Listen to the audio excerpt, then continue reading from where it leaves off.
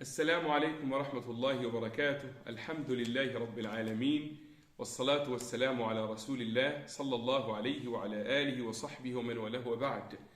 روى الإمام مسلم في صحيحه من حديث أم المؤمنين عائشة رضي الله تعالى عنها أن الحبيب النبي صلى الله عليه وسلم قال: إن الرفق لا يكون في شيء إلا زانه، ولا ينزع من شيء إلا شانه. ما أحوجنا إلى هذه الصفة العظيمة الجميلة، وهي صفة الرفق.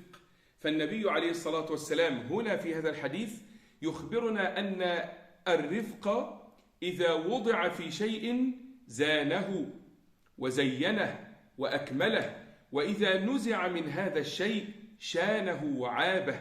فما أحوجنا إلى الرفق في المعاملة؟ ما أحوجنا إلى الرفق بين الزوجين، وإلى الرفق بين الولد ووالديه. ما أحوجنا إلى الرفق بين الجار وجاره. ما أحوجنا إلى الرفق في المعاملات، إلى الرفق في الكلمات، إلى الرفق في ردود الأفعال. يا أخي، قل كلمة تنصح بها ولا تفضح، قل كلمة تجبر بها ولا تفضح، قل كلمة تجبر بها ولا تكسر، قل كلمة تجمع ولا تفرق. كن رفيقا في كلماتك، لأن النبي صلى الله عليه وسلم قال كما في هذا الحديث: إن الرفق لا يكون في شيء إلا زانه، ولا ينزع من شيء إلا شانه. وروى الإمام البخاري في صحيحه من حديث أنس بن مالك رضي الله تعالى عنه أن الحبيب النبي صلى الله عليه وسلم قال: يسروا ولا تعسروا، وبشروا ولا تنفروا.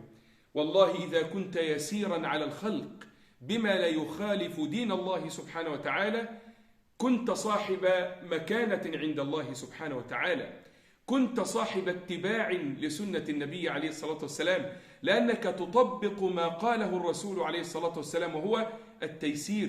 كن ميسرا، كن سهلا سمحا في أسلوبك وفي معاملتك وفي كلماتك وفي ردود أفعالك. وتذكر أن الرفق صفة يحبها الله تبارك وتعالى،